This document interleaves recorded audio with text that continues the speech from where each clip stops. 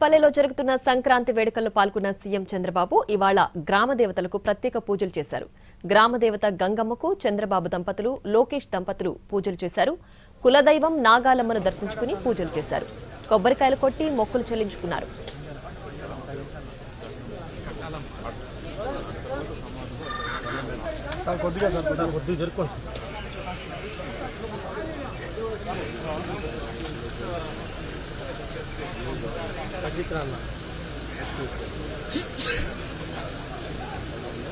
గ్రామదేవత గంగమ్మ, కులదైవం నాగాలమ్మకు పూజలు చేసిన తర్వాత తల్లిదండ్రులు నారా అమ్మండమ్మ, నారా ఖర్జూర నాయుడు సమాధులను పూలమాలలు వేసి నివాళులర్పించారు చంద్రబాబు.